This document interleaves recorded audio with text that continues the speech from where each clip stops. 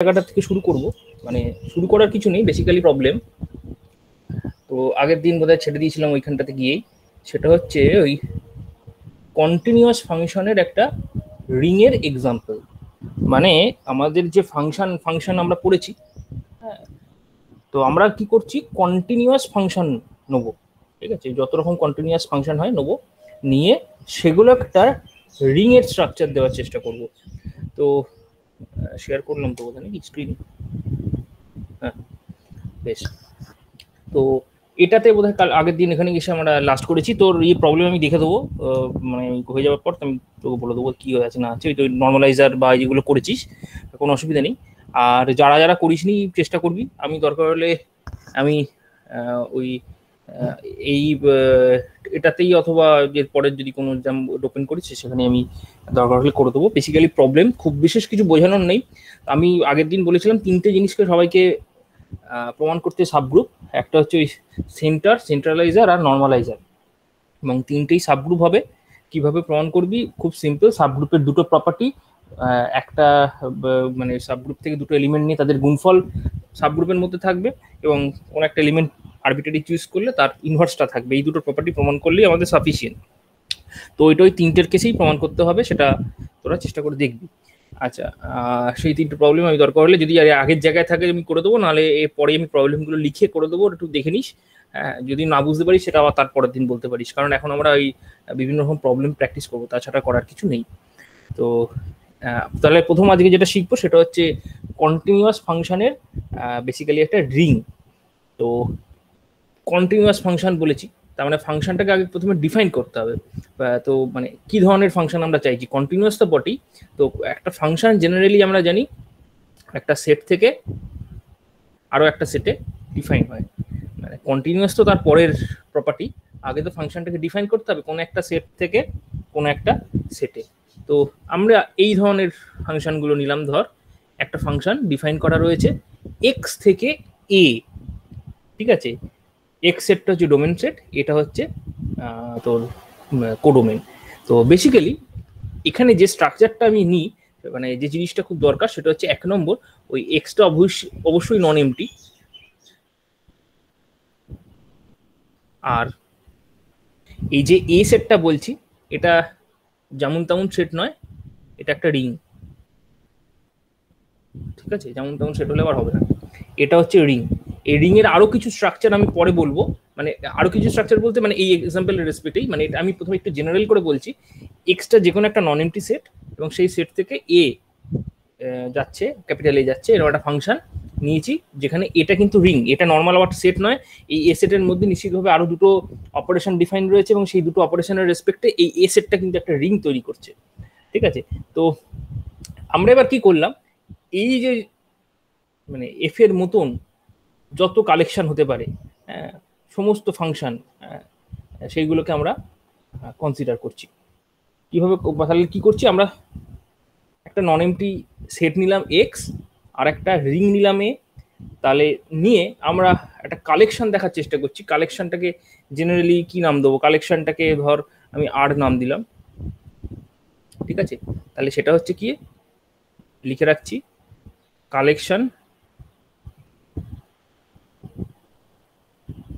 Of all functions. হ্যাঁ, এগুলো হচ্ছে কালেকশন অফ অল ফাংশনস, ওই এফ এর মতন ফাংশন, সেই ফাংশনগুলোর আমি কালেকশন নিলাম। এবার কালেকশন নিয়ে কি করলাম, এখানে দুটো অপারেশনকে আমরা ডিফাইন করলাম। কিভাবে, দুটো অপারেশন বলতে একটা প্লাস আর একটা ডট, মানে সেটা হচ্ছে ফাংশনের রেসপেক্টে এই সেটের মধ্যে, ঠিক আছে। কিভাবে ডিফাইন করলাম না, এফ প্লাস জি ওভার এক্স, এটা ডিফাইন করছি। এটা হয়ে যাচ্ছে একদম আমরা বা তোরা যেটা গেস করছিস সেটাই এটাই, এবং দুটো ফাংশনের গুণফল এরকম, সেটা একটা জেনারেলি ফাংশন বা যে কোনো অপারেশন ডিফাইন করে কি করে, দুটো ফাংশনের মধ্যে অপারেশন আমরা ডিফাইন করছি, কোনো একটা এলিমেন্টের উপর তার কি এফেক্ট হয় সেটা দিয়েই আমরা ডিফাইন করি, সেই জন্যই ব্র্যাকেটে এক্স গুলোকে লেখা হচ্ছে, আর কিছু না। তো সেটা বেসিক্যালি এফ এক্স ইন্টু জি এক্স। ঠিক আছে। তো এই দুটো অপারেশন যদি তোরা ডিফাইন করিস তাহলে দেখতে পাবি এই আর প্লাস ডট এটা একটা রিং স্ট্রাকচার দেবে। রিং স্ট্রাকচার দেওয়া মানে আর আর প্লাস এই দুটো অপারেশন একটা কমিউটেটিভ গ্রুপ তোদেরকে দেবে। এই অপারেশনের রেসপেক্টে কমিউটেটিভ গ্রুপ ফর্ম করবে। কেন ফর্ম করবে? চারটে যে গ্রুপের যে প্রপার্টি সেটা চেক করবি এবং কমিউটেটিভ প্রপার্টিটা চেক করবি। চেক করলে বুঝতে পারবি যে সত্যি সত্যি এরকম এটা কমিউটেটিভ গ্রুপের প্রপার্টি দিচ্ছে কিনা। তারপরে যেটা প্রমাণ করবি এই ডটের রেসপেক্টে দুখানা প্রপার্টি প্রমাণ করবি, ক্লোজার এবং অ্যাসোসিয়েটিভিটি। এবং তারপরে লাস্টে যেটা হচ্ছে সেটা হচ্ছে বেসিক্যালি ডিস্ট্রিবিউটিভ প্রপার্টি। তাহলে এই প্রপার্টিগুলো তোরা যদি পরের পর প্রমাণ করিস তাহলে দেখতে পাবি আর প্লাস ডট এটা একটা রিং তৈরি করছে। মানে এখানে এই যে রিং তৈরি করছে সেটার সাথে মানে সেটা করতে গেলে যে জিনিসটা বা যে জিনিসটা খুব গুরুত্বপূর্ণ সেটা হচ্ছে এই স্ট্রাকচারটা। এ হচ্ছে একটা রিং, ঠিক আছে? এই স্ট্রাকচারটা গুরুত্বপূর্ণ। এই স্ট্রাকচারটা না থাকলে তুই এই আর প্লাস ডট এটাও যে রিং এটা তুই দেখাতে পারবি না, ঠিক আছে? এটা রিং বলি, এটা রিং। এটা রিং মানে হচ্ছে এফ এক্স জি এক্স বা এখানে এফ এক্স ইন্টু জি এক্স এর যা সিম্বল যেগুলো ইউজ করছিস এফ এক্স জি এক্স বলে সমস্তটাই একটা রিং। রিংয়ের করেসপন্ডিং যে সেট যেটাকে আমি এ নাম দিয়েছি, এ সেটের এলিমেন্ট, এবং সেইখানে তুই রিংয়ের স্ট্রাকচারের সমস্ত প্রপার্টিগুলো ওইখান থেকে তুই নিয়ে আসতে পারবি। নিয়ে এসে তুই দেখাতে পারবি সেটা এই এফ প্লাস জির ডোমেনে বা এফ ইন্টু জি এই এরকম অপারেশন ডিফাইন করে যে আর সহজ কথায় যে ফাংশনের কালেকশনগুলো ইউজ করছি আমি সেই ফাংশনের কালেকশনের সেটে, মানে তোর যদি বুঝতে অসুবিধা হয় এটা বেসিক্যালি এরকম সেট এফ এর মতন সবাই f such that f is a function from a to x to a, এই টাইপের যে ফাংশনগুলো সেই ফাংশনগুলোর কালেকশন, ঠিক আছে? এগুলো কিন্তু মানে ফাংশনটা কোনো একটা এলিমেন্টের ওপর অ্যাক্ট করলো, করার পর একটা রিয়েল নাম্বার বা কিছু একটা নাম্বার হলো সেইগুলোর কালেকশন এটা বলছি না, কিন্তু এটা জাস্ট ওই ফাংশনগুলোর collection, set of all function বা কালেকশন অফ অল ফাংশন। তো এটা তাহলে আমরা বা তোরা দেখাতে পারবি এটা হচ্ছে গ্রুপ। তো এই গ্রুপ বলছি সরি রিং। এবং এই রিংয়ের মধ্যে বা এই রিংটাকে কমিউটেটিভ রিং দেখাতে পারিস প্রোভাইডেড যদি এটা যদি কমিউটেটিভ দিয়ে দেয়। হ্যাঁ, যে এটা যদি কমিউটেটিভ রিং হয় এই এটা, তাহলে এই আটটা যে নতুন রিং যেটা আমরা তৈরি করলাম সেটাও কমিউটেটিভ হবে। এবং অবভিয়াসলি একই আর একটা যে প্রপার্টি সেটা হচ্ছে তোর ওই এখান থেকে পাওয়া যায় যেটা হচ্ছে সেটা হচ্ছে এর মধ্যে যে ইউনিট এলিমেন্ট, হ্যাঁ সেটা হচ্ছে ওই থাকলে ওটা আর এর মধ্যে ইউনিট এলিমেন্ট থাকবে আর কি। তো এইভাবে তৈরি করছি। এবার আসছি তাহলে এইভাবে এটা আমরা একটা রিং তৈরি করলাম। এরপর আমরা করব কি, এই যে প্রপার্টিগুলো কিন্তু তোদের দেখতে হবে। প্রপার্টিগুলো না দেখলে এই জিনিসটা জায়গাটা কিন্তু কমপ্লিট হবে না। এই প্রপার্টিগুলো আমি বারবার বাদ দিচ্ছি হয়তো, কিন্তু প্রত্যেকটা স্টেপ তোদেরকে দেখতে হবে, যে চেক করে অবসর সময় চেক করে দেখবি যে কেন হচ্ছে। খুব সিম্পল ভাবি, হ্যাঁ তোর এইটা হচ্ছে তোর কাছে সেট, এই কালেকশনটা আর এটা তোদের কাছে দেয়া রয়েছে, এই কালেকশনটা আর এই যে দুটো অপারেশন এই প্লাস এই ডট,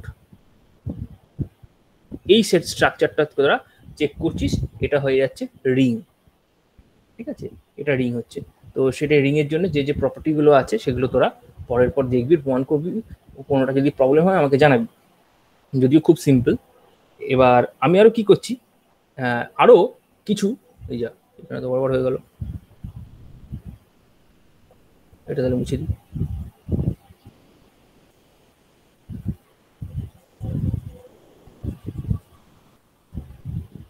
এটা পরে করছি গ্রুপটা।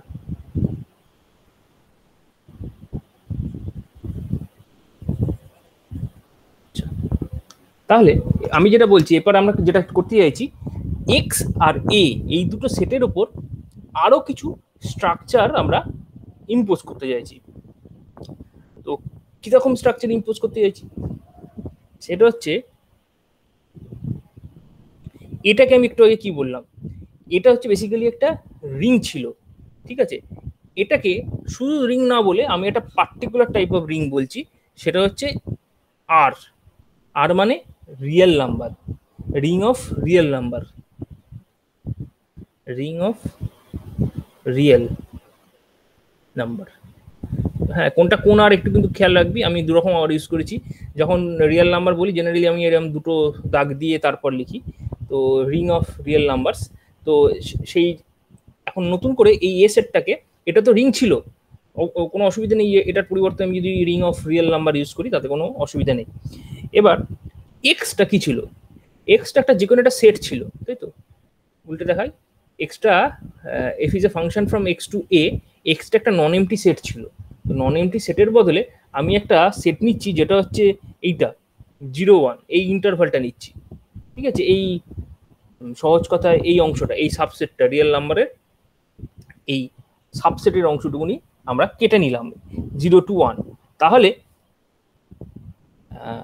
আমরা এবার কি করতে পারি, আমরা ওই ফাংশনগুলো এরকম ফাংশন নিতে পারি। বেসিক্যালি যে ফাংশনগুলো আমি আগে নিয়েছিলাম, তো সেগুলো হচ্ছে এরকম, এরকম হয়ে গেল, ঠিক আছে? তাহলে ফাংশনগুলো দাঁড়াচ্ছে 0 to 1, এটার থেকে আর এর মানে আমাদের রিয়েল নাম্বার, মানে 0 থেকে 1 এর মধ্যে, মানে ফাংশনগুলো কিরকম, সহজ কথা 0 থেকে 1 তার হচ্ছে ডোমেন সেট, এবং সেই ডোমেনের উপরে অ্যাক্ট করে কিছু না কিছু রিয়েল নাম্বার পাচ্ছিস। তাহলে সহজ কথায় এই ফাংশনটা হচ্ছে রিয়েল ভ্যালুড ফাংশন, ঠিক আছে? রিয়েল ভ্যালুড ফাংশন যার তোর ডোমেনটা হচ্ছে ওই ক্লোজড ইন্টারভাল 0 to 1, এই ক্লোজ ইন্টারভালটা হচ্ছে তার ডোমেন। তো আমরা করতে পারি কি, যেটা সেটা হচ্ছে এই ফাংশনগুলোর মধ্যে থেকে কন্টিনিউয়াস ফাংশনগুলো চুজ করতে পারি।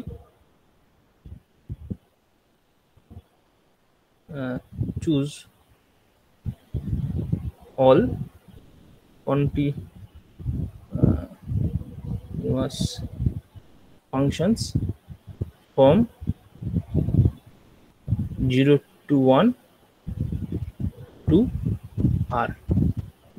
এই 0 থেকে 1, হ্যাঁ, এই সেট থেকে আর এর মধ্যে যত কন্টিনিউয়াস ফাংশন আছে সেই কন্টিনিউয়াস ফাংশনগুলো আমরা চুজ করলাম।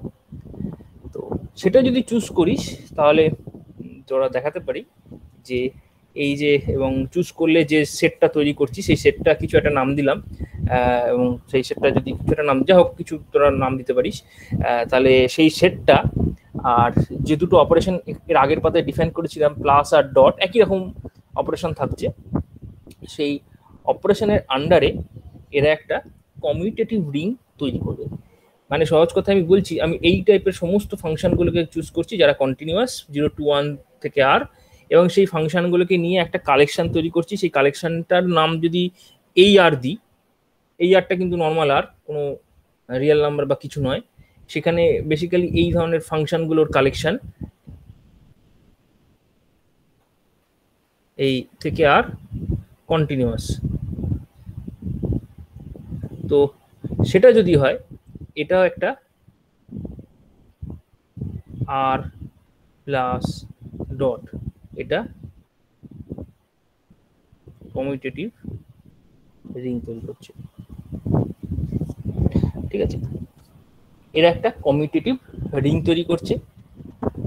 আর এখানে একটা অ্যাকচুয়ালি না, দুটো জিনিস খুব গুরুত্বপূর্ণ, সেই দুটো জিনিস আমি আগের পাতায় করে দিয়েছি, কিন্তু তার সেটার ফল এখানে বলতে হবে, বা এই জিনিসটা প্রুফ করতে গেলে, এই জিনিসটা কমিউটেটিভ রিং দেখাতে গেলে দুটো জিনিস খুব গুরুত্বপূর্ণ। একটা হচ্ছে দেখ, দুটো কন্টিনিউয়াস ফাংশনকে আমরা যোগ, মানে এই যে যখন রিংটার কথা বলছি তখন দেখ যোগ আছে আর গুণ আছে, আর আরটা হচ্ছে সমস্ত ওই কন্টিনিউয়াস ফাংশনগুলোর কালেকশন। তাহলে দুটো কন্টিনিউয়াস ফাংশনের মধ্যে আমি যোগও করছি, গুণ অপারেশনও ডিফাইন করছি। কিন্তু আমরা কোথাও বলিনি যে দুটো কন্টিনিউয়াস ফাংশনের যোগ করলে অথবা দুটো কন্টিনিউয়াস ফাংশনের গুণ যদি আমরা করি সেটা একটা কন্টিনিউয়াস ফাংশন হবে। এটা কিন্তু ক্লোজার প্রপার্টি বেসিক্যালি, এটা বেসিক্যালি ক্লোজার প্রপার্টি, মানে দুটো রেসপেক্টিভ ক্লোজার প্রপার্টি, এবং এই দুটো কিন্তু অবশ্যই দরকার। মানে এই দুটো ক্লোজার প্রপার্টি না থাকলে তুই রিং প্রমাণ করতে পারবি না। ক্লাসের রেসপেক্টে ক্লোজার আছে, ডটের রেসপেক্টে ক্লোজার আছে। ক্লোজার থাকে মানে দুটো এরকম কন্টিনিউয়াস ফাংশনকে যোগ করলে কন্টিনিউয়াস ফাংশন হবে, গুণ করলে কন্টিনিউয়াস ফাংশন হবে। তার মানে আলটিমেটলি এর এই যে যোগফলটা যেভাবে ডিফাইন করেছি বা গুণফলটা যেভাবে ডিফাইন করেছি, এটা একটা যদি নতুন ফাংশন হয় দিকটা ভাবিস, বা এই দিকটা ভাবিস, যে কোনোটাই, এটাকেই ভাববি এফ আর জি গুণ করে একটা নতুন ফাংশন ধর এইচ হয়েছে, আর যোগ করে ধর জে বা কে কিছু একটা ধরে নিবি। এই যে নতুন দুটো ফাংশন, মানে সহজ কথায় পরের পাতায় যদি আমি লিখতে চাই যে এফ প্লাস জি, এটা করে যদি নতুন ফাংশন এটা এইচ, আর এফ আর ইন্টু জি গুণ করে এটা একটা নতুন ফাংশন ধর কে যদি হয়, তাহলে এই এইচ আর কে এই দুটো ফাংশন কন্টিনিউয়াস থাকবে। এই প্রুফটা কিন্তু তোরা তোরা তোরা তোরা করেছিস কিনা আমার জানা নেই, যে দুটো কন্টিনিউয়াস ফাংশনকে যোগ করলেও কন্টিনিউয়াস থাকে, দুটো কন্টিনিউয়াস ফাংশনকে গুণ করলেও কন্টিনিউয়াস ফাংশন থাকে। এটা কন্টিনিউয়াস ফাংশনের বেসিক লিমিট থিওরেম, ঠিক আছে? কন্টিনিউয়াস ফাংশনের বেসিক লিমিট থিওরেম আশা করা যায়, আমি জানি না তোরা ক্লাস 11-12 পড়েছিস কিনা, পড়েছিস কি এটা?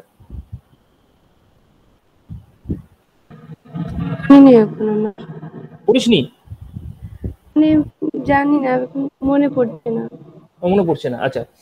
বেসিক্যালি এরকম তোদের এটা সমস্যা হচ্ছে, এটা বেসিক্যালি ইয়েতে রয়েছে, মানে ওটা হচ্ছে ওদের হচ্ছে ফার্স্ট সেমিস্টারে রয়েছে, ঠিক আছে? ফার্স্ট সেমিস্টারে যাদের ম্যাথস ছিল তাদের থাকে, তো ওই সেখানে ওই লিমিট কন্টিনিউটি গুলো রয়েছে আর কি। তো তখন ওইখানে সমস্ত লিমিট থিওরেম গুলো হয়তো তুই 11-12 ভালো করে পড়েছিস, হয়তো ভালো করে পড়া হয় না, কারণ তোরা তখন ওই বিভিন্ন প্রবলেম সলভ বেসিক্যালি করিস। তো এই এখানে এরকম কন্টিনিউয়াস ফাংশনকে যোগ করলে, বিয়োগ করলে, গুণ করলে, ভাগ করলে, ভাগের একটু স্পেশাল একটা কন্ডিশন আছে, তো করলেও কন্টিনিউয়াস ফাংশন থাকে। এবং সেক্ষেত্রে ওই লিমিটগুলোর সাথে কি রিলেশন, মানে সেটা একটা বেসিক লিমিট থিওরেম, তো সেইগুলোকে বলে বেসিক লিমিট থিওরেম। ওইগুলো সমস্ত এখানে হোল্ড করছে। মানে সহজ কথা এইখানে লিখে রাখি, বেসিক লিমিট থিওরেম হোল্ডস। এইটা আমাকে অ্যাজিউম করতে হবে যে বেসিক লিমিট থিওরেম হোল্ড করছে। বেসিক লিমিট থিওরেম হোল্ড করলে তাহলে দুটো কন্টিনিউয়াস ফাংশনের সাম আর প্রোডাক্ট দুজনেই কন্টিনিউয়াস ফাংশন হবে। আমি এখানে যদি বুঝতে অসুবিধা লিখে দিই এফ আর জি বোথ কন্টিনিউয়াস, ঠিক আছে? এফ আর জি যদি কন্টিনিউয়াস হয়, ওদের যোগফলটাও কন্টিনিউয়াস হবে, বিয়োগফলও হবে, গুণফলও হবে, ভাগফল একটা স্পেশাল কন্ডিশনে হবে। তো অবভিয়াসলি তলার ফাংশনটা যেটা দিয়ে ভাগ করবি সেটা 0 হলে চলবে না, তো এই ধরনের কন্ডিশন নিতে হয়। এটাই হচ্ছে বেসিক লিমিট থিওরেম, ঠিক আছে? মানে যদি ভুলে গিয়ে থাকে সেটাই বলে দিলাম একদম। তো এইটা যদি না হল মানে ধরলে ওই ক্লোজার প্রপার্টি তুই কোনোভাবে দেখাতে পারবি না। তো এই যদি প্রপার্টি এটাকে অ্যাসিউম করে নিস, তাহলে দেখ ক্লোজার প্রপার্টি স্যাটিসফাই হয়ে যাচ্ছে। অ্যাসোসিয়েটিভিটি গুলো বা প্রপার্টিগুলোর মধ্যে হাতি ঘোড়া কিচ্ছু নেই, ওগুলো তোরা নিজেরা করে দেখবি, 1 লাইন বা 2 লাইনের প্রুফ হবে। হ্যাঁ, বড় জোর তুই আইডেন্টিটিটা আমাকে জিজ্ঞাসা করতে পারিস, আইডেন্টিটি প্রপার্টিটা মানে ফাংশনটা কি হবে। বেসিক্যালি আইডেন্টিটি ফাংশন তোর ইয়ের রেসপেক্টে কি হবে, মানে সহজ কথা এই অ্যাডিশনের রেসপেক্টে একটা আইডেন্টিটি ফাংশন যেটা, সেটা হচ্ছে বেসিক্যালি বুঝতেই পারছিস 0 ফাংশন হয়ে যাবে বেসিক্যালি। তো কারণ এবং 0 ফাংশনটা সেটা বেসিক্যালি কন্টিনিউয়াস ফাংশনও বটে, ঠিক আছে? কারণ আমি কন্টিনিউয়াস ফাংশনের সেটটা তৈরি করছি, সুতরাং যে কোনো ফাংশন নিলে হবে না, সেটা কন্টিনিউয়াসও হতে হবে। আমি যখন দুটো ফাংশনকে যোগ করছি, যোগ করে বলছি আরেকটা ফাংশন হবে, সেটাকে কন্টিনিউয়াস হতে হবে।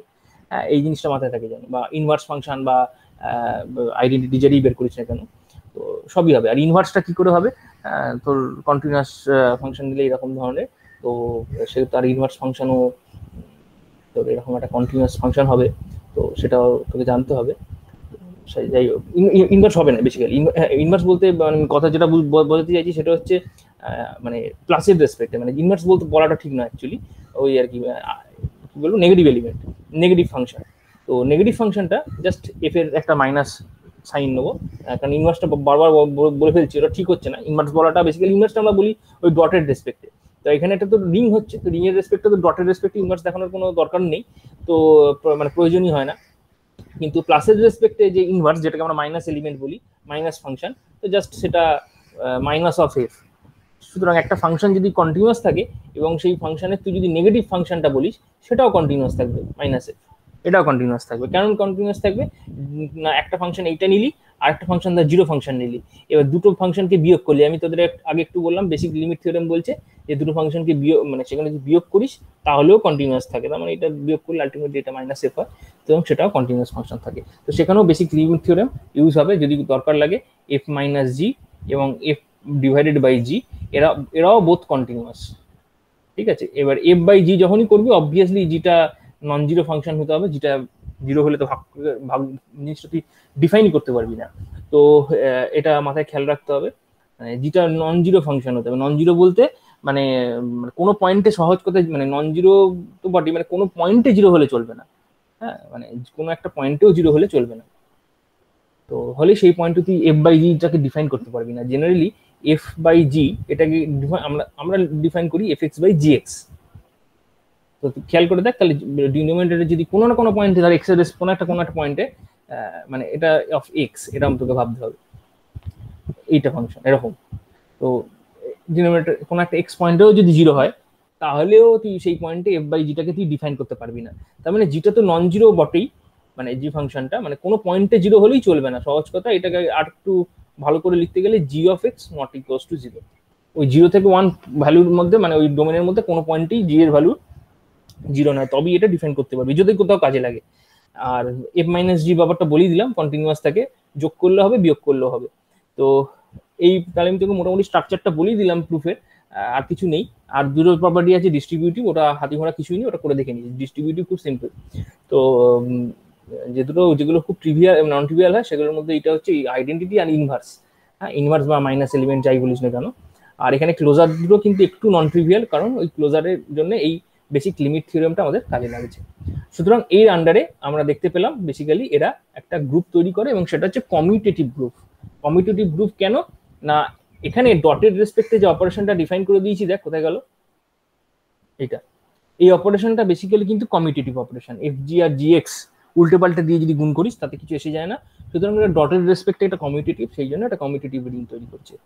ঠিক আছে, তো এইভাবে তোরা সেট আপ বা সেট আপ কন্টিনিউয়াস ফাংশন তোরা খেয়াল করতে পারবি যে এরকম তাদেরকে নিয়ে যদি প্লাস আর ডট অপারেশন ডিফাইন করতে পারিস আমার করিস, তাহলে সেটা একটা কমিউটেটিভ রিং এর স্ট্রাকচার আমাদেরকে দিচ্ছে। তো এটা একটা প্রমাণ গেল। এরপর যেটা করব, এরপর করার মতো যেটা আসছে সেটা হচ্ছে, যেটা একটু আগে মুছে দিলাম বেসিক্যালি, সেটা হচ্ছে এটা একটা এক্সাম্পল।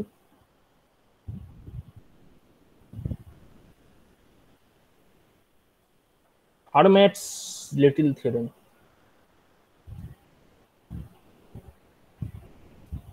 Fermat's little theorem, তো বেসিক্যালি এই যে লিটল থিওরেম বা যাই বলিস না কেন, তো এটা ওই বেসিক্যালি দিয়েছিল আমার যতদূর মনে পড়ছে অয়লার। ঠিক আছে, অয়লার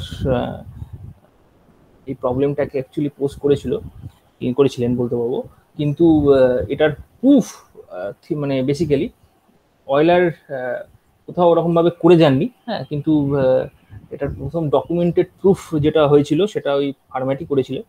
তো সুতরাং সেই জন্য ওর নাম বেসিক্যালি হচ্ছে ফার্ম্যাটস লিটল থিওরেম। তো লিটল মানে আর কিছু নয়, লিটল মানে ফার্ম্যাটের আরেকটা থিওরেম আছে, বলতে পারবি কেউ? বলতে পারবি কি ফার্ম্যাটসের আরেকটা থিওরেম আছে, সেই থিওরেমের সাথে থেকে এটাকে আলাদা করার জন্য, সেপারেট করার জন্য এটাকে লিটল থিওরেম বলা হয়। জানিস এটা মানে আরেকটা থিওরেম কোনটা? জানি জানিস না? আরেকটা হচ্ছে বেসিক্যালি ওই ফার্ম্যাটসের যে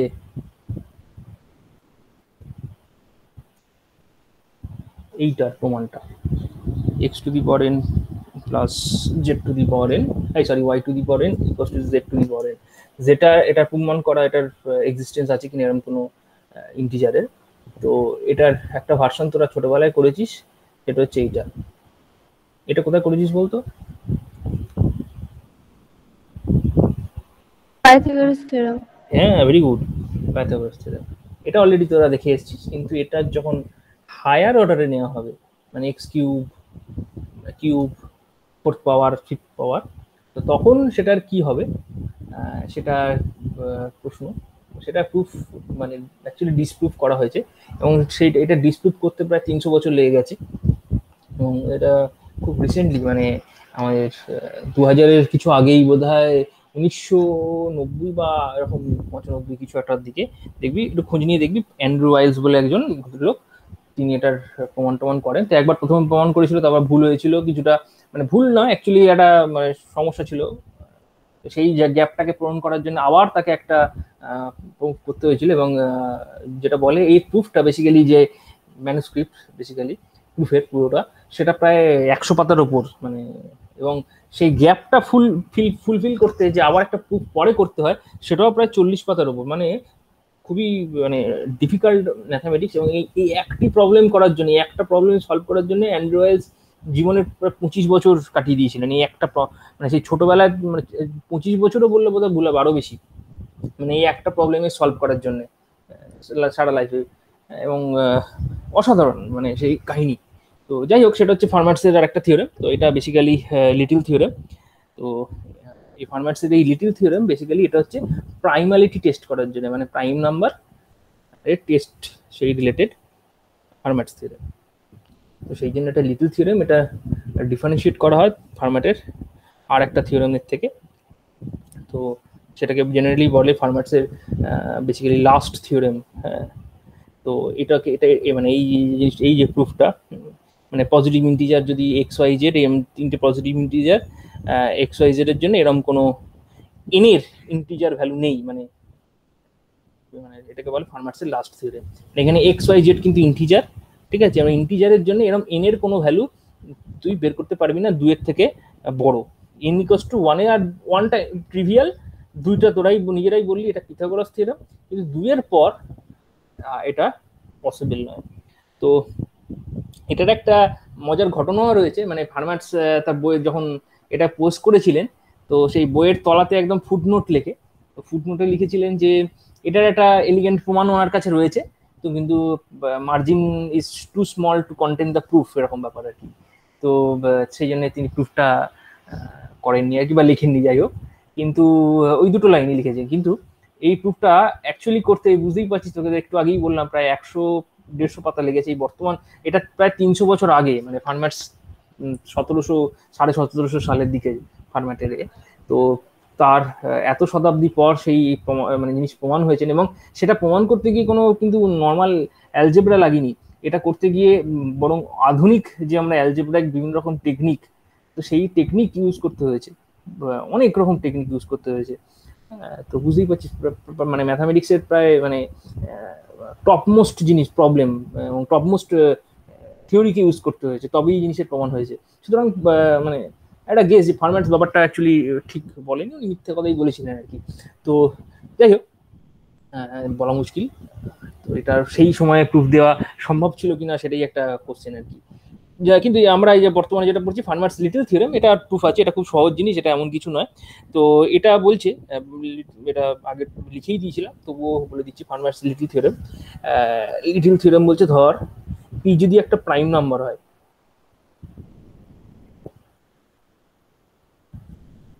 এটা লাস্ট থিওরেম, যদি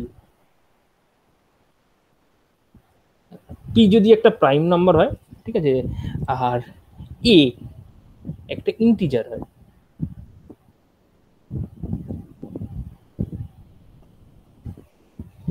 then a to the power p এটা is equivalent to a in modulo p, or এটার বদলে এরকম ভাবেও লিখতে পারিস a to the power p minus 1 into 1 mod p, দুটোই একই, কোনো পার্থক্য নেই, এটা দুদিক থেকে কেটে দেওয়া হয়েছে। তো এটা হচ্ছে ফার্মার্সের লিটল থিওরেম। তাহলে দেওয়া রয়েছে পি হচ্ছে একটা প্রাইম নাম্বার আর এটা হচ্ছে একটা ইন্টিজার, তাহলে এইটা আমাকে প্রমাণ করতে হবে। এটার প্রমাণ অনেকভাবে করা যায়। তো তোদেরকে যেটা, তোদের জন্য এই প্রবলেমটা দেওয়া হয়েছে এই কারণে যে এটা তোদেরকে করতে হবে বেসিক্যালি গ্রুপ থিওরির প্রপার্টিকে ইউজ করে। হ্যাঁ, গ্রুপ থিওরির প্রপার্টিকে ইউজ করে এই জিনিসটার প্রমাণ তোদেরকে করতে হবে। তো সেই প্রমাণ করতে গেলে যে জিনিসটা লাগবে সেটা হচ্ছে আমাদেরকে মানে খুব সিম্পল একটা গ্রুপ তৈরি করতে হবে। কিরকম গ্রুপ তৈরি করতে হবে আমি পরের পথে প্রমাণটা করছি। আচ্ছা, তাহলে স্টেটমেন্টটা আশা করি বুঝতে পারলি যে পি হচ্ছে একটা প্রাইম নাম্বার, এটা একটা ইন্টিজার, এই দুটো জিনিস তোকে বুঝতে হবে। পিটা কিন্তু একটা প্রাইম নাম্বার, এটা হচ্ছে ইন্টিজার, আর হলে এই দুটোর কোনো একটা a two the power p-1, সহজ কথা একে p পাওয়ার করলে এবং তার থেকে যদি a বিয়োগ করিস তাহলে সেটা p দিয়ে ভাগ করা যায় সহজ কথায়, ঠিক আছে। বা এটাকে আরেকটু অন্যভাবেও তুই পোস্ট করতে পারিস যে a two the power p কে তুই যদি p এর মডুলো অপারেশন ইউজ করিস, মানে ধর এটা তোর 2, তুই a টু দি 2 এর পাওয়ার করছিস বিভিন্ন রকম ভাবে, ধর 2 টু দি পাওয়ার 5 করছিস, আর এখানে পিটা ধর p এর ভ্যালু সাপোজ ধর 5 প্রাইম নাম্বার, তাহলে 2 টু দি পাওয়ার 5 বেসিক্যালি তুই হিসাব করে জানবি 32 হচ্ছে, তাই তো। তো 32 যদি হয়, এটা কিন্তু 32 হবে না, এটা হবে যাই করিস না কেন 5 এর মডুলে লিখতে হবে। 5 এর মডুলে মানে 5 দিয়ে ভাগ করলে কত ভাগশেষ থাকে, অ্যাকচুয়ালি 2। এই জিনিসটা তোকে বোঝানো হচ্ছে, মানে 2 two the power 5 is equivalent two 2 mod p, ঠিক আছে। মানে 2 two the power 5 is equivalent two 2 mod p বলতে 5, এরকম। এই জিনিসটার তোকে এই গোটা জিনিসটা দিয়ে বুঝিয়েছি, আর কিছুই না, খুব সিম্পল। মানে যা অপারেশন করছি মডুলোর অপারেশনের রেসপেক্টে করছি। তো সুতরাং আমরা তাহলে এখানে যখন প্রমাণ করব, একটা আমরা গ্রুপ তৈরির চেষ্টা ভাবনা করব। তাহলে গ্রুপটা তৈরি করতে গেলে আমাকে একটা সেট তৈরি করতে হবে। সেই সেটটা হচ্ছে এইরকম একটা সেট। ধর এই জি বলে একটা সেট তৈরি করছি, যেখানে এলিমেন্টগুলো হচ্ছে এরকম 1 টু আপ টু p-1। পিটা কিন্তু একটা প্রাইম নাম্বার দেওয়া রয়েছে, আর গ্রুপের মেম্বারগুলো ওই প্রাইম নাম্বারের থেকে এক ছোট অবধি যে এলিমেন্টগুলো, সেই 1 থেকে সেই এলিমেন্টগুলো অবধি নিয়ে আমরা একটা সেট তৈরি করেছি, যে এই সেটটাকে নাম দিয়েছি জি। শোনা যাচ্ছে তো? আমি শুনতে পাচ্ছি। জয়নিতা তুই জয়নিতা জয়েন করেছি। আচ্ছা আচ্ছা আচ্ছা, ঠিক আছে। তাহলে এই গ্রুপটা আমি তৈরি করলাম। এরপর যেটা আমি করব, এখানে একটা অপারেশন ডিফাইন করব। অপারেশনটা কি না, ডট, এবং সেই ডটটা modulo p, multiplication modulo p. Multiplication modulo p বলতে আমি যে কোনো দুটো নাম্বারকে এখানে যদি মাল্টিপ্লাই করি অ্যান্সারটা দিয়ে দেবো না। মানে অপারেশনটা করবো কিরকম ভাবে, দুটো এলিমেন্টকে সিলেক্ট করবো, গুণ করে যেটা হবে দেখবো সেটা মডুলো পি রেসপেক্টে অ্যান্সার দেবো, ঠিক আছে। গুণ করে যদি দেখি পি এর থেকে বেশি হয়ে যাচ্ছে, নিশ্চিতভাবে সেই অ্যান্সারটা দেবো না, আমি সেটাকে মডুলো পি হিসাবে যতটা হচ্ছে ততটাকেই দেবো। হ্যাঁ, আমার এখানে সাপোজ যদি এক্সাম্পল দিচ্ছি, যদি পি এর ভ্যালু যদি 5 হয়, তাহলে এই জি এর মধ্যে সেট এর মধ্যে এলিমেন্ট রয়েছে 1 2 3 4। তাহলে আমি যদি বলি 2 3 কে গুণ করব, তাহলে 3 দুগুণে 6 হচ্ছে, 6 দিলে অ্যান্সার হবে না, 5 এর রেসপেক্টে করলে 1 হবে। তো এইভাবে আমরা মডুলো পি এর রেসপেক্টে মাল্টিপ্লিকেশনকে আমরা ডিফাইন করলাম। তাহলে এই অপারেশনটা নিয়ে যদি কোনো কনফিউজ না থাকে, এরপর থেকে আমি অপারেশনটাকে এইটাকে আর লিখছি না, আমি ডটই লিখব, ঠিক আছে। মানে যদি কনফিউশন না থাকে, যেটা মাল্টিপ্লিকেশন মানেই কিন্তু আমি এখানে মডুলো পি বলবো। এবার আমি ক্লেম করছি যে এই জি আর ডট এইটা একটা গ্রুপ তৈরি করে। এটা কিন্তু তোদের বেসিক্যালি রিং এর অঙ্ক নয়, এটা গ্রুপেরই অঙ্ক, সুতরাং একটাই অপারেশন। তো এইখানে এই জি আর ডট এটা একটা গ্রুপ তৈরি করে। এবার এই গ্রুপটা কিভাবে তৈরি করবে এটা তোকে ক্লেম করলাম, কিন্তু এটা ক্লেম করলে তো আর হবে না, এটা গ্রুপের 4টে প্রপার্টি তোকে চেক করে দেখতে হবে। 4টে প্রপার্টি বলতে ওই গ্রুপের 4 রকম যেটা প্রপার্টি, সেই 4টে প্রপার্টি তোকে দেখতে হবে। যে দুটো এলিমেন্টকে তুই যদি গুণ করিস, প্রথমটা হচ্ছে তোর ক্লোজার প্রপার্টি মানে বুঝতে পারছিস, এখান থেকে তুই যদি দুটো এলিমেন্টকে গুণ করিস এবং সেটা মডুলো পি এর রেসপেক্টের গুণ করিস, তাহলে আলটিমেটলি যাই ভ্যালু পাস না কেন সেটা 1 থেকে p-1 এর মধ্যেই সেগুলো তুই পেয়ে যেতে পারবি। তো সুতরাং এইভাবে তুই ক্লোজার প্রপার্টি সেটা তুই দেখাতে পারছিস। কিন্তু ক্লোজার হয়ে গেল। অ্যাসোসিয়েটিভিটি কি করে দেখাবি? অ্যাসোসিয়েটিভিটি খুব সিম্পল, এটা যেহেতু সমস্তটাই রিয়েল নাম্বার, যাই মাল্টিপ্লিকেশন করি না কেন, তো যেহেতু রিয়েল নাম্বারের মধ্যে মাল্টিপ্লিকেশন অ্যাসোসিয়েটিভ, ঠিক আছে, এখানে তুই মডুলাস পি এর রেসপেক্টে করলেও অ্যাসোসিয়েটিভই থাকবে, ওখানে কোনো কিছু নতুন কিছু আসবে না। তো অ্যাসোসিয়েটিভ খুব ট্রিভিয়াল, এটা ফলোস ফ্রম দ্য রিয়েল নাম্বারের প্রপার্টি থেকেই ফলো করছে। আর তো 3 নম্বর যেটা, সেটা হচ্ছে অবভিয়াসলি আইডেন্টিটি। আইডেন্টিটি এখানে কোনটা হবে, তোর কোন এলিমেন্টকে ওটা দিয়ে গুণ করলেই সেটা ফিরে আসবে, সেটা হচ্ছে বেসিক্যালি 1। সেটা আশা করি বলার কিছু নেই বা বোঝানোর কিছু নেই। লাস্ট প্রপার্টি যেটা সেটা হচ্ছে ইনভার্সের প্রপার্টি। এখন কেউ কি আমাকে বলতে পারবি যে ইনভার্স কত হবে বা এক্সিস্ট করবে কিনা আমি কি করে বলবো? বা আমি যদি বলি 2, এই 2 এলিমেন্টটার ইনভার্স কত হবে, এটা কি বলতে পারবি? 2 কে এমন কি এলিমেন্ট দিয়ে গুণ করলে 1 হয় মডুলো পি এর রেসপেক্টে? 2 কে এমন কি এলিমেন্ট দিয়ে গুণ করলে 1 হচ্ছে, এখানে যেমন আমি এক্সাম্পলটা এখানে 3 দিয়ে দিয়েছি, হ্যাঁ এটার রেসপেক্টে, কিন্তু ইন জেনারেল কি করে হবে বা তার এক্সিস্টেন্সটা আমরা কি করে প্রমাণ করব? এটা সত্যি কথা প্রমাণ করা, একটু যদি ভাবনা চিন্তা করে দেখিস, এটা পারবি না, এটা টাফ, খুবই টাফ। তো টেবিল বানিয়ে, হ্যাঁ বল। টেবিল বানাই মানে না, ক্যালিস টেবিল। তুই করতে পারবি কি বলতো, আমি যদি তোকে যদি পি এর ভ্যালুটা বলে দিই তাহলে করতে পারবি তুই, মানে পি এর ভ্যালু কতটা সেটা যদি আমি তোকে বলে দিই কোন একটা পার্টিকুলার এক্সাম্পল, তুই ধরে ধরে সব কটা বের করে ফেলতে পারবি, একদম করে ফেলবি, সেটা নিয়ে কোনো ডাউট নেই আমার। কিন্তু আমি যদি বলি জেনারেল প্রমাণ করতে, এটা ইন জেনারেল আমি পি এর ভ্যালু কোথাও দিয়ে দিইনি, কারণ এই প্রুফটা তো পি এর কোথাও ভ্যালু দিয়ে দেয়নি যে পার্টিকুলার পি এর কোনো ভ্যালুর জন্য প্রমাণ করতে হবে সেটা বলিনি, সমস্তটা পি এর জন্য করতে বলেছে। সেটা তুই করতে পারবি না, সেটা করার জন্য স্পেশাল একটা থিওরি দরকার, সেই থিওরি তোর জানা নেই। তো সেই থিওরিটা আমি পরে আসছি, মানে এটা করার পর আসছি, বলে দেবো। কিন্তু তুই ফর দ্য মোমেন্ট তুই অ্যাজিউম করে নে যে এখানে তুই ওই প্রপার্টিটা পাবি, সেটা হচ্ছে ইনভার্সের প্রপার্টিটা এখানে হোল্ড করছে। কিভাবে হোল্ড করছে না করছে সেটা পরে বলে দিচ্ছি। তো এটা তুই গ্রুপ অ্যাজিউম করে নিলি, প্রথম 3টে প্রপার্টি তোকে মুখে মুখে আমি বলে দিলাম, লাস্ট প্রপার্টি যেটা সেটা তোকে অ্যাজিউম করতে বললাম, ঠিক আছে? এরপর কি করছিস এইরকম এই মোমেন্টে, তুই জি এর মধ্যে থেকে কোন একটা এলিমেন্ট কি সিলেক্ট করছিস। ধর এ বলে জি এর একটা এলিমেন্ট আছে, এ বিলংস টু জি, তাহলে এই এটা 1 থেকে পি মাইনাস 1 এর মধ্যে যে কেউ হতে পারে, ঠিক আছে? এই জি এর থেকে আমি একটা এলিমেন্ট সিলেক্ট করলাম। এবার এ এলিমেন্টটার কোনো না কোনো একটা অর্ডার রয়েছে, let k be the order of a. এর অর্ডার হচ্ছে কে, এর অর্ডার কে হওয়া মানে কি?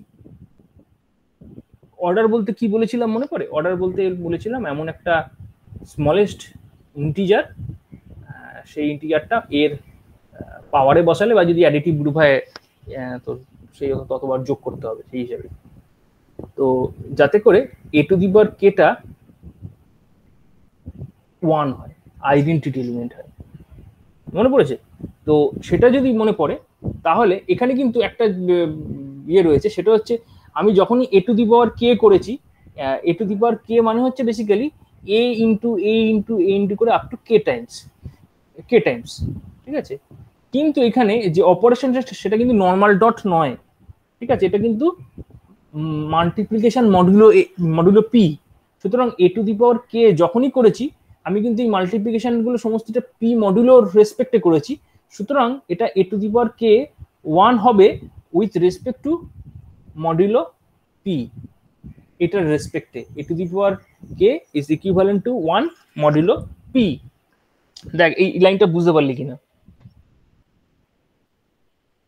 বুঝতে পেরেছি। হ্যাঁ বুঝতে পেরেছিস, ঠিক আছে। তাহলে এবার পরের পাতায় ফিরে যাই, মানে পরের পাতায় যাই। আমরা এবার যেটা করব সেটা হচ্ছে ওই এর যেহেতু অর্ডার কে ধরে নিয়েছি, তাহলে এটা জানিস order of a is equals to k. আমি এখানে এই এলিমেন্টগুলোর কথা চিন্তা ভাবনা করছি। কোন এলিমেন্টগুলো?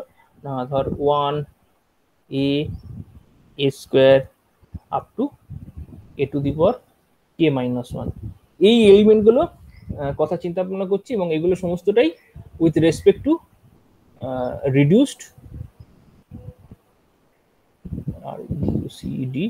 Reduced with respect to modulo P. মানে যখনই এ করেছি বা এ স্কোয়ার, এটাতে করার কিছু নেই, এটা 1 মানে basically A to the power 0, A square যখনই করেছি এ ইন্টু এ করেছি, ইন্টুটা কিন্তু সমস্তটাই হচ্ছে মডুলো পি এর রেসপেক্টে, তাই জন্য এই শব্দটা লিখেছি reduced with respect to modulo P. মানে এ স্কোয়ারটা এ স্কোয়ার হিসেবে রাখলে হবে না, সেটাকে মডুলো করেই রাখতে হবে, মডুলো পি এর রেসপেক্টে হয়ে যেটা সিম্পলিফাই করে যেটা হবে সেটাই আমরা নিয়েছি, বা এ to the power k minus 1 করেই আমরা সেটাই নিয়েছি। তাহলে এর অর্ডার যদি কে হয়, তাহলে আমরা 0 থেকে কে মাইনাস 1 এই কে খানা ডিস্টিংক্ট এলিমেন্ট আমরা এখান থেকে খুঁজে পাবো। তো তাহলে এইখান থেকে যদি আমরা এটা পাই, আমরা কি বলতে পারি যে ওই কে বেসিক্যালি এর অর্ডার তো কে, সুতরাং কে divides the order of g, g এর অর্ডারকে কে দিয়ে ডিভাইড করা যায়। কোথা থেকে পেয়েছি এটা ওই ল্যাগ্রাঞ্জ থিওরেম যেটা ছিল, ল্যাগ্রাঞ্জ থিওরেমের পরে যে ল্যাগ্রাঞ্জ থিওরেম থেকে যে করোলারি পেয়েছিলাম, দেখবি যে কোন একটা এলিমেন্টের অর্ডার দিয়েও তোর যে মেন গ্রুপ, সেই গ্রুপের অর্ডারকে ডিভাইড করা যায়।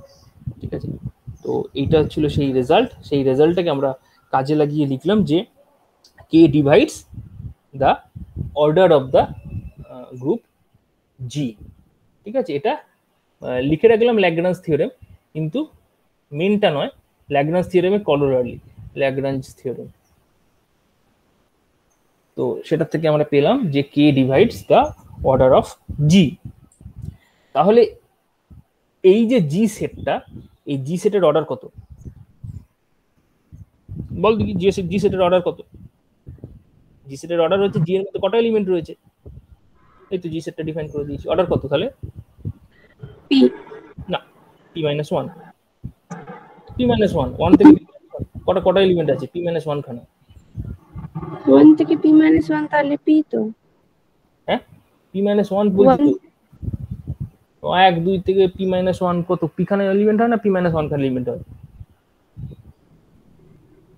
আরে 1 2 থেকে পি মাইনাস 1 কটা এলিমেন্ট হয়? কটা এলিমেন্ট আছে এখানে? পি এর ভ্যালু 5 ছিল, 1 2 3 4, 4টে এলিমেন্ট হয়েছে না?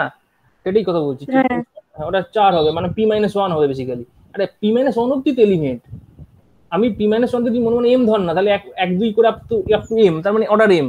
সেইভাবে মানে আমি যে পি বলে যে এটা দিয়েছিল প্রাইম নাম্বার, তার থেকে একটা কম অব্দি নিয়ে জি সেটটাকে কনস্ট্রাক্ট করেছি, তাই জন্য অর্ডারটা হচ্ছে পি মাইনাস 1, আর কিছুই না।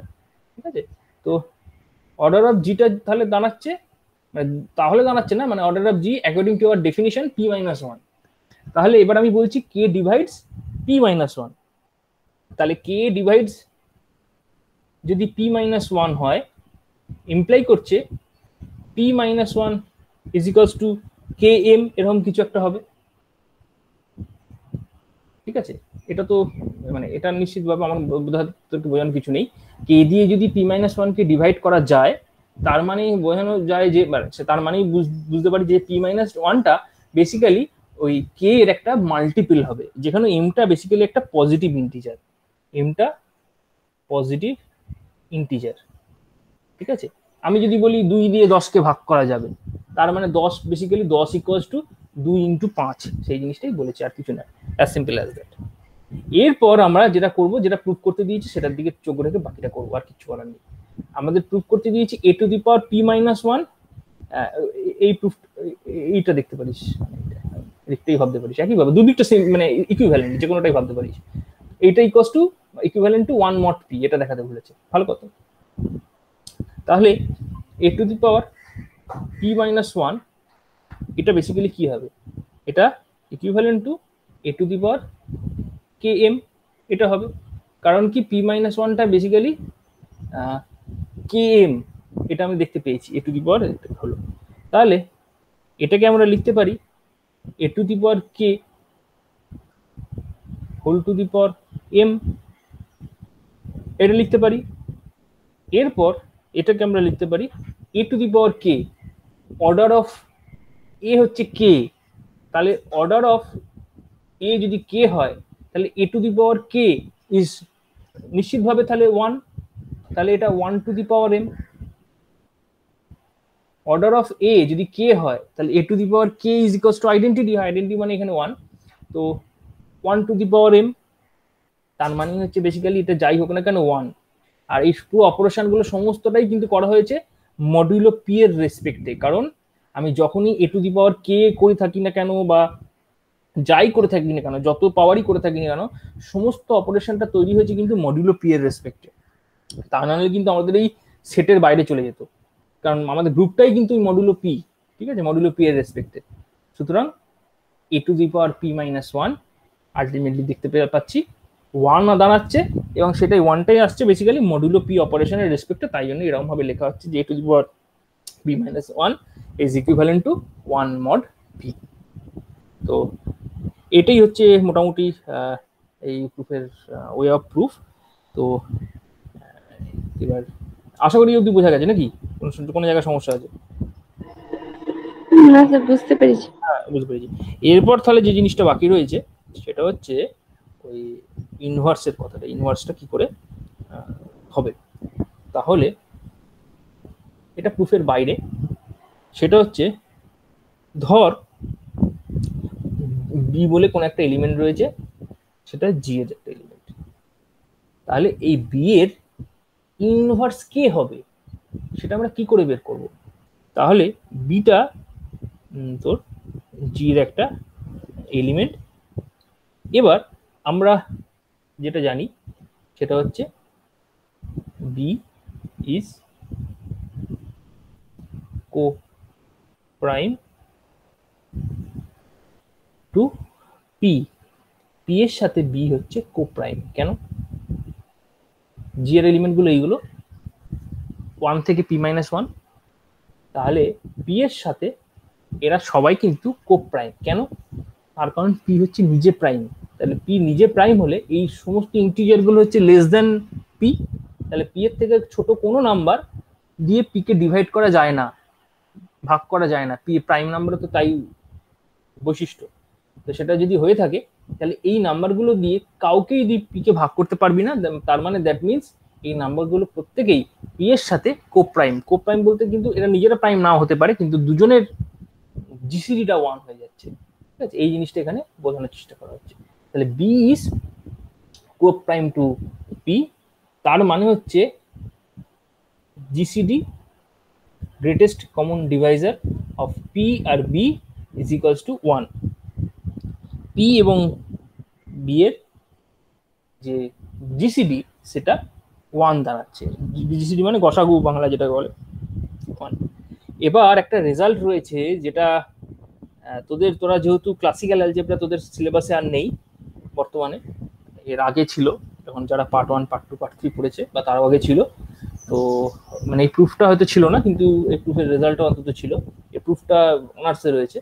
তো সেটা বলছে যে দুটো নাম্বার পি আর বি এদের জিসিডি যদি 1 হয় তাহলে আমরা দুটো জিনিস খুঁজে পাবো, একটা ধর এ বলবো না, ধর একটা আলফা ধরলাম আর একটা ধর বললাম বিটা, এরকম দুটো ইন্টিজারকে আমরা খুঁজে পাবো।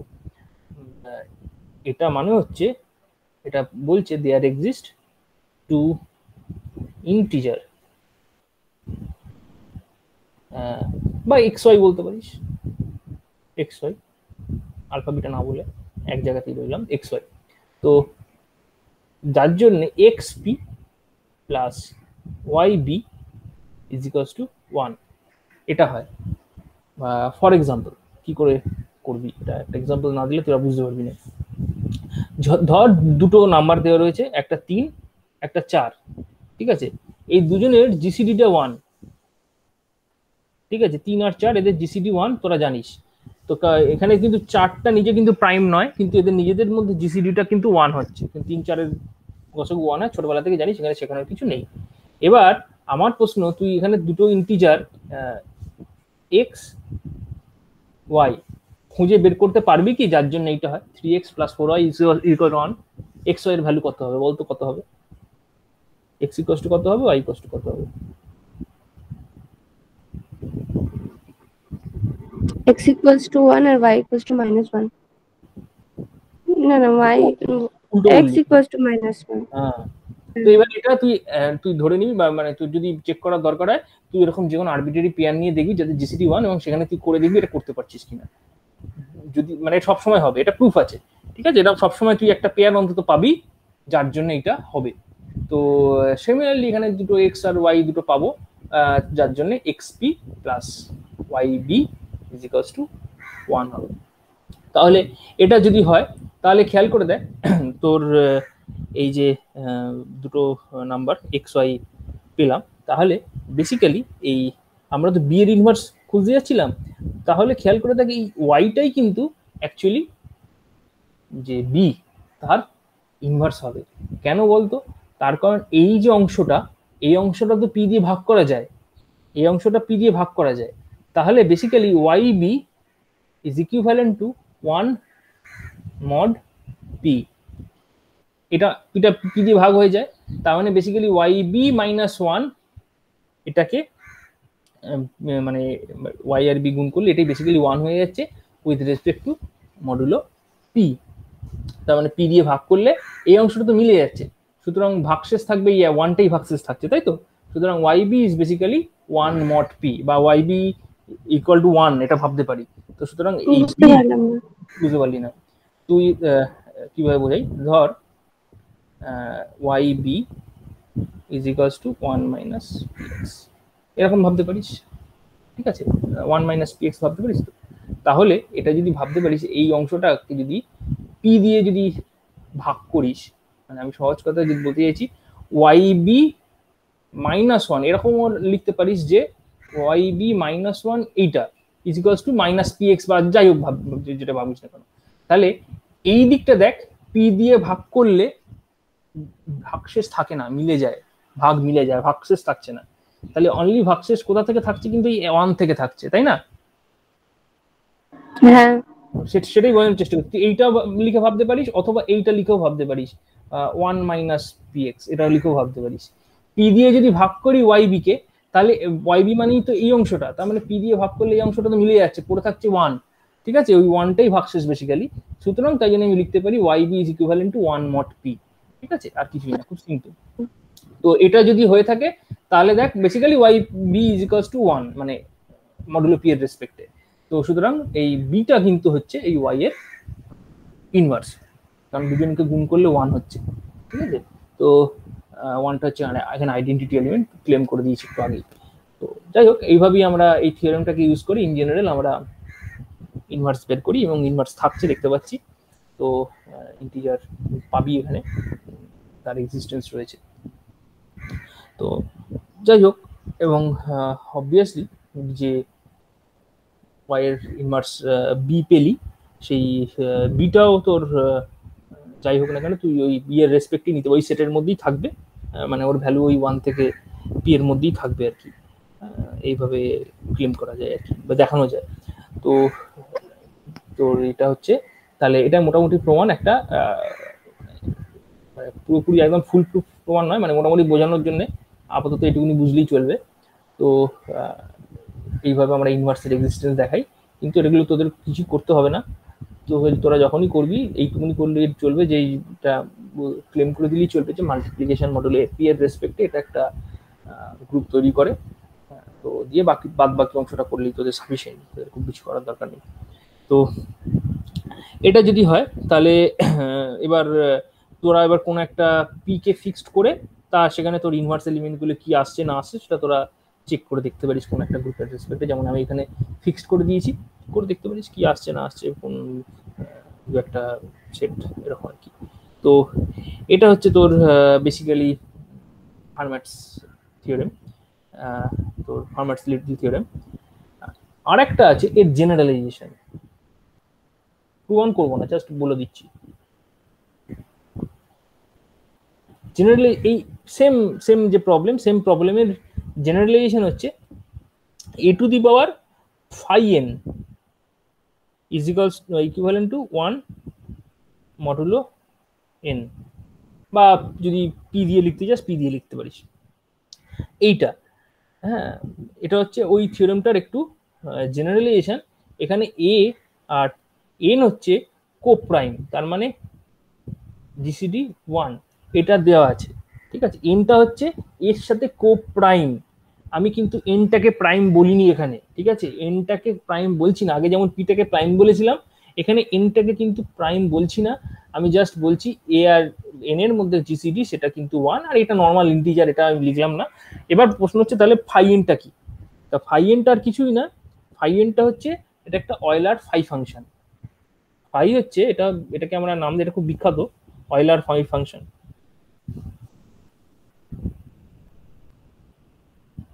অয়লার ফাই ফাংশন মানে কি? অয়লার ফাই ফাংশন মানে হচ্ছে যে তোর কোথাও যদি দেখিস এরকম লেখা আছে, তো এটা মানে হচ্ছে যে ওই এন এর, এন তো একটা ইন্টিজার দেওয়া রয়েছে, প্রাইম কিন্তু নয়, প্রাইম বলিনি, কিন্তু নর্মাল ইন্টিজার, যে কোনো ইন্টিজারের জন্য ফাই এনকে তুই ডিফাইন করতে পারিস। তাহলে ফাই এন মানে হচ্ছে যে ইন্টিজারটা দেওয়া রয়েছে তার থেকে ছোট, হ্যাঁ, মানে 1 থেকে এন এর মধ্যে যে নাম্বারগুলো এন এর সাথে কো প্রাইম, সেই নাম্বারগুলোর সংখ্যাটা, number of integers in 1 to n which are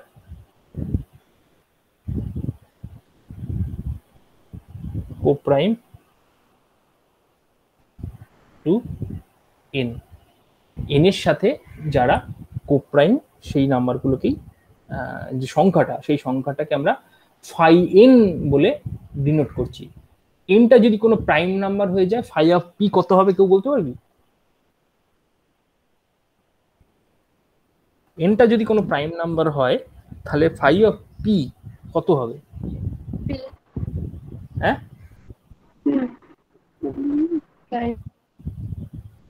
P minus 1 হবে। এবার ভেবে বলতো কেন হবে? পি এর থেকে ছোট, পি যদি একটা প্রাইম নাম্বার হয় তাহলে পি এর থেকে ছোট যত নাম্বার আছে সবাই তো পি এর সাথে প্রাইম, তার মানে সেই সংখ্যাটা কত? পি এর থেকে একটা ছোট, সুতরাং পি মাইনাস 1। তুই যদি এবার নিজের মনের মতো পছন্দ মতো বের করে দেখতে পারিস তোর কত হবে। তোর ফাই 1, ফাই 1টা ট্রিভিয়াল, ফাই 2, ফাই 1টা খুবই ট্রিভিয়াল, 0 হয়েছে বেসিক্যালি। তো এবং বা 0 না, এটা বোধহয় 1 ডিফাইন করে, কি করে আমার খেয়াল নেই, বা 1ও ডিফাইন করতে পারে, 1 থেকে n তো 1ই করে বোধহয়, 1ই হয়। আর ফাই 2, ফাই 2 কত করে, কত হবে বলতো? ফাই 2 হচ্ছে 1 থেকে 2 এর মধ্যে, তোর এখানেও দুটো হবে। ফাই 3 এগুলো খুব ট্রিভিয়াল, ফাই 3টা করছি না। ফাই 4, ফাই 4 কত হবে এটা করে দেখতে পারিস। ফাই 4 এ দেখ 4 এর থেকে 1 থেকে 4 তোর কত হচ্ছে, কত হবে? 3 হবে। এরকম ভাবে তুই দেখতে পারিস, যদি ধর একটা নন ট্রিভিয়াল, কিন্তু 4 তো নন প্রাইম।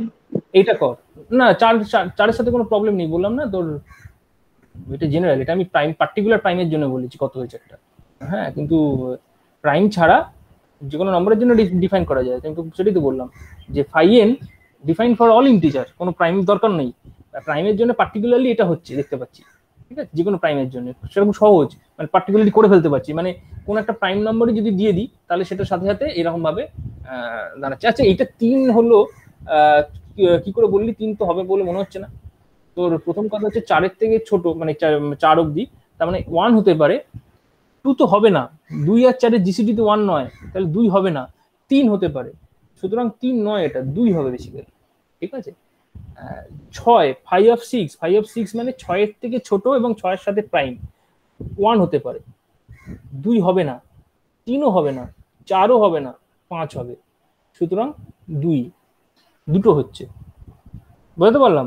6 এর থেকে মানে 1 থেকে 6, মানে ফাই অফ যেটাই দিয়ে দিক না কেন 1 থেকে সেই নাম্বার অবধি, ওই সেই নাম্বারটার সাথে কোপ্রাইম যতগুলো নাম্বার আছে, 2, 3, 4 কেউ হবে না, কারণ 2 আর 6 এর জিসিডি 2 হয়ে যাচ্ছে, 3 এর সাথে জিসিডি করলে 3 হয়ে যাচ্ছে, 4 এর সাথে জিসিডি করলে 2 হয়ে যাবে, কেউ থাকবে না, সুতরাং 1 আর 5ই অনলি হবে।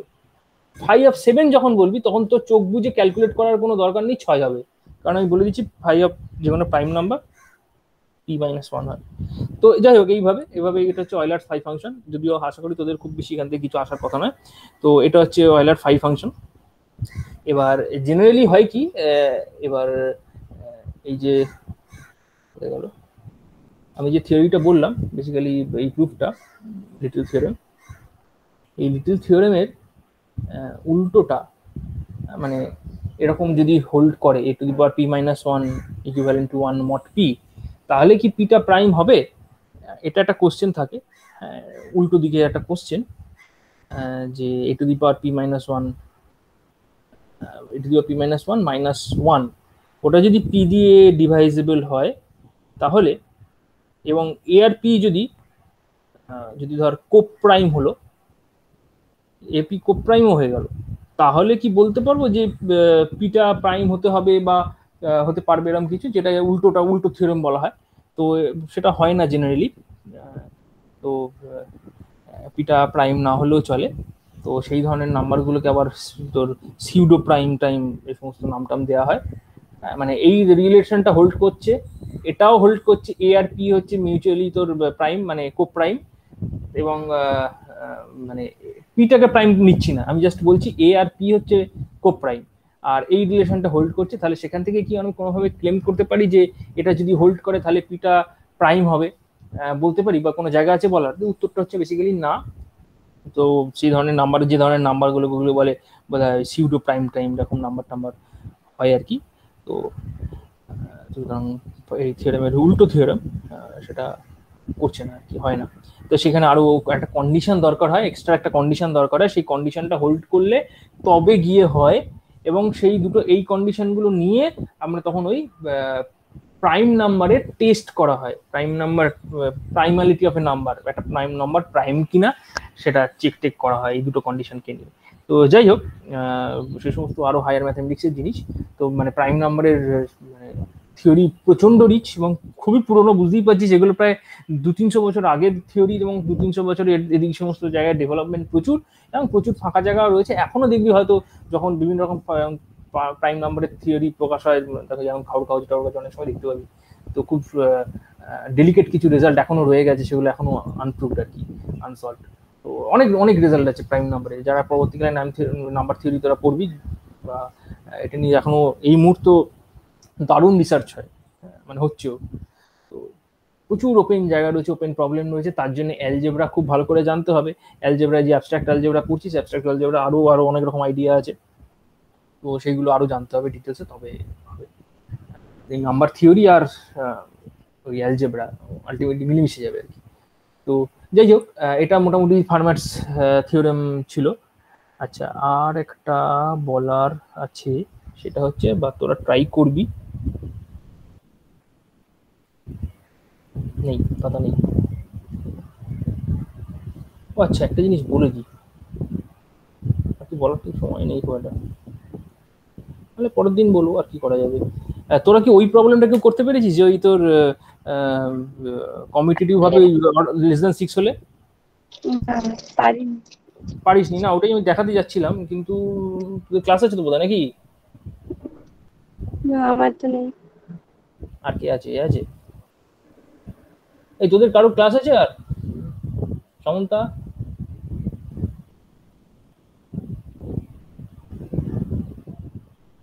জানি না, বলতে পারছি না। তো না হোক, ছেড়ে তো, কোনো অসুবিধা নেই, পরের দিন করাবো আবার, আমাদের সময় আছে, শনিবার করাবো, আমাদের খুব বেশি তাড়াও নেই, আরো ভালো করে করাবো, তাড়াহুড়োর মধ্যে করি কোনো লাভ নেই। তো চেষ্টা করে দেখবি। আমি তো আগের দিন বললাম যে লেস দ্যান 6 হলে কমিউটেটিভ হবে, বেসিক্যালি ওটা খুব সহজ প্রমাণ। তোর অর্ডার প্রাইম হলেই অ্যাবিলিয়ান বা কমিউটেটিভ হয়, সুতরাং 2, 3, 5 অর্ডারে প্রমাণ করার কিছু নেই, অনলাইন প্রুফ। 4 অর্ডারের জন্য তোকে প্রমাণ করতে হবে, 4 অর্ডারের কোনো গ্রুপ হলে সেটা কিভাবে অ্যাবিলিয়ান হয়।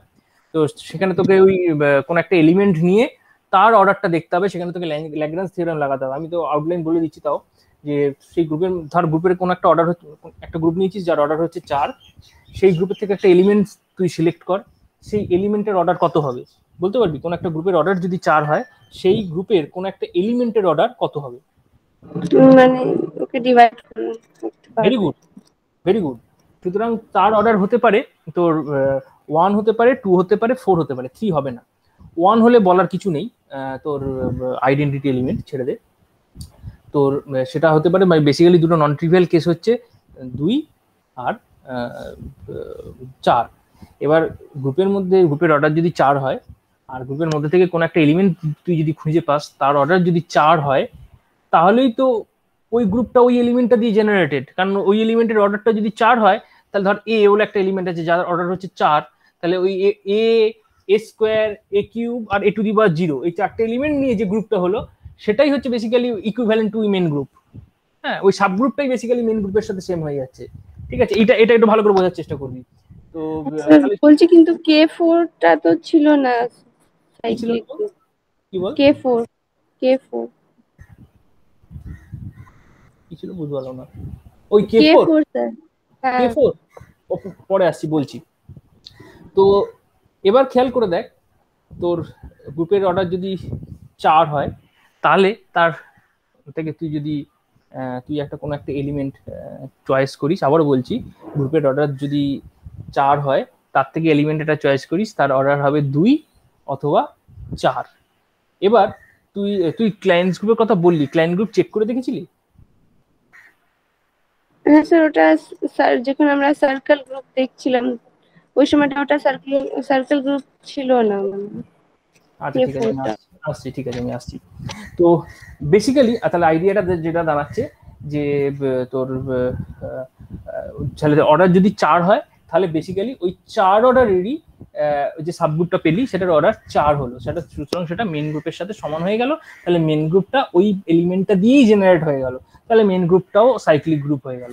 ঠিক আছে, মানে সাইক্লিক গ্রুপ হওয়া মানে কোনো একটা জেনারেটর থাকতে হবে, জেনারেটর থাকলেই হবে। আর যদি নাও থাকতে পারে, হ্যাঁ, এটা সেটা লাস্ট কেসটা আসছি। লাস্ট কেসে যেটা বললাম, তাহলে যে গ্রুপ থেকে যদি কোনো একটা এলিমেন্ট চুজ করেছিস, তাহলে সবার অর্ডার হচ্ছে 2 এর কেউ নেই আর। আমি অনলি হতে পারে 1, 2 আর 4। 1 হলে কিছু করার নেই, আইডেন্টিটি বাদ দে, ট্রিভিয়াল কেস। আর যেটা যদি হয়ে থাকে তোর 2 আর 4 হলে বেসিক্যালি ওইটাই মেন গ্রুপের সাথে, মানে ওই এলিমেন্টটা দিয়ে যে গ্রুপটা জেনারেট হলো সেটাই মেন গ্রুপ হয়ে গেল, তার মানে মেন গ্রুপটাও সাইক্লিক হয়ে গেল। আর গ্রুপের যদি সমস্ত এলিমেন্টের অর্ডার যদি 2 হয়, তাহলে কি হবে? একটা গ্রুপের অর্ডার হচ্ছে 2, তাহলে সেই গ্রুপটা অ্যাবেলিয়ান গ্রুপ হয়। ঠিক আছে, এই প্রমাণটা চেষ্টা করে দেখবি। যদি কোথাও লিখে না দিয়ে থাকি, এখানে করে দিচ্ছি। তাহলে একটা লাইনই তোদের কিন্তু বাকি রইলো, সেটাই তোরা করে দেখার চেষ্টা করবি। কোথাও জায়গা নেই, তার মানে ওই বড় থিওরেমটা একটা ছোট পার্ট হয়ে গেল, যে এ স্কোয়ার যদি ই হয় for all A belongs to a group G,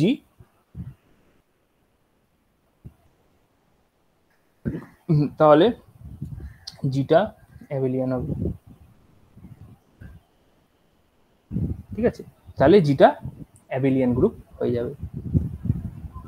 তাহলে এটা তোরা চেষ্টা করে দেখবি, গ্রুপের কোনো একটা এলিমেন্ট নিবি, গ্রুপের কোনো একটা এলিমেন্ট, যে কোনো এলিমেন্টেই তোরা নিয়ে নিতে পারিস, নিয়ে দেখতে পারিস। তুই যেটা এলিমেন্টই নিবি না কেন, তাদের স্কোয়ার করলে সবসময় আইডেন্টিটি আসছে। সুতরাং এবার তোকে দেখাতে হবে অ্যাবেলিয়ান গ্রুপ মানে ওই দুটোর গুণফল করলে বা উল্টোটা করলেও একই সেম হবে, এই আর কি। এবার এটার থেকে একটা লাইন তোকে কাজ করতে হতে পারে, বড়জোর তোদের হেল্প করার জন্য করে দিচ্ছি। এ স্কোয়ার ইকুয়ালস টু এ হলে এইটা হয়, হবে তো? হ্যাঁ, এই জিনিসটাকে তোকে ইউজ করতে হবে, যে A is equals to A inverse। এইটা করে তোরা চেক করে দেখ যেটা অ্যাবেলিয়ান কিনা, আশা করি করতে পারবি। আর 4 অর্ডার যেটা বললাম, 4 অর্ডারটা অবশ্যই 4 অর্ডারটা পাশে লিখবি, মানে যেটা বললাম যে রিজনিং গুলো দিলাম, রিজনিং গুলো সেগুলো তোরা কমপ্লিট করবি, কারণ ওটা কমপ্লিট না করতে পারলে মুশকিল। এবং পুরোটাই কমপ্লিট করবি বেসিক্যালি, কারণ গ্রুপের অর্ডার 4 হলে আমরা কিভাবে ভাঙলাম, হ্যাঁ, তো সেই ভাঙাটা খুব গুরুত্বপূর্ণ। গ্রুপের থেকে এলিমেন্ট নিলাম, সেই এলিমেন্টের ডিগ্রি আমরা অর্ডার দেখলাম, অর্ডারটা হতে পারে কি অর্ডার 2, 4 নিলাম। নন আইডেন্টিটি এলিমেন্ট যদি নিই, তার অর্ডার হচ্ছে 2 আর 4, একটা বাদ দিলাম কারণ একটা হচ্ছে আইডেন্টিটি এলিমেন্ট, ওটা দরকার নেই আমার। আইডেন্টিটি এলিমেন্ট দিয়ে তো জেনারেট করতে পারবো না কিছু, তো নন আইডেন্টিটি এলিমেন্ট নিলাম। নন আইডেন্টিটি এলিমেন্ট দিয়ে আমি আইডেন্টিটি জেনারেট করতে পারি কি করে? পাওয়ারে 0 করলে। ঠিক আছে, এটা তো নর্মাল ডেফিনেশন। সুতরাং আমি একটাকে বাদ দিলাম, নিলাম সেটা হচ্ছে 2 আর 4। এবার 2 আর 4 নিয়ে তাহলে আমার কি কনক্লুশন আসছে করে দেখ। এটা ঠিক আছে, এটা আমি দরকার হলে পরের দিন আবার ডিসকাস করবো। আর একটা যে ছোট ছোট প্রবলেম আছে এদিক ওদিক, রিডিং থিওরি বা এর কিছু এক্সাম্পল, ওই বোধহয় একটা প্রবলেম তোদেরকে দেখিয়েছিলাম পরীক্ষায় এসেছিল, সাবরিং না কিছু একটা প্রমাণ করতে বলেছিল, এগুলো দেখবো আস্তে আস্তে, দু একটা আরো প্রবলেম বিভিন্ন রকম দিক থেকে। তো এই হচ্ছে ব্যাপার। সুতরাং দেখ এই অবধি থাক আপাতত, পরের দিন তাহলে আরো ওই বইটা বা দরকার হলে যে বইটা আমরা দিয়েছিলাম সেই বইতে কি কি প্রবলেম আছে সেগুলো একটু ক্যালকুলেট করার চেষ্টা করবো। আরেক ধরনের প্রবলেম আছে, একটা তোর কোন একটা এলিমেন্টের অর্ডার কত হচ্ছে সেটা বের করার এক ধরনের প্রবলেম হয়। তো এই অর্ডার ধর এর অর্ডার দিয়ে দিল 5, a⁻18, এই এলিমেন্টের অর্ডার কত হবে, এই টাইপের কিছু অঙ্ক হয়। তো ওই অঙ্কগুলো একটু ডিসকাস করে দিতে হবে কিভাবে অর্ডারগুলো নিয়ে ক্যালকুলেট করে। তোরা এই থিওরিগুলো একটু ভালো করে একটু দেখে নিবি আগে, ওই অর্ডার রিলেটেড বা গ্রুপের হয়তো ভুলে গিয়ে থাকতে পারিস, সাইক্লিক গ্রুপ বা তোর এই পারমুটেশন গ্রুপের যে তোর নোটেশন বা এই সমস্ত পড়েছিলাম, তো সমস্তটা একটু রিভাইজ করে দেখে নিস, তাহলে আমরা ডিফারেন্ট প্রবলেম আমরা করবো। ঠিক আছে, তো সুতরাং আজকে আপাতত এই অবধি থাক। দেখ এর মধ্যে আর কিছু বলার আছে? দেখ না স্যার, ঠিক আছে, ঠিক আছে, thank you sir. Okay okay.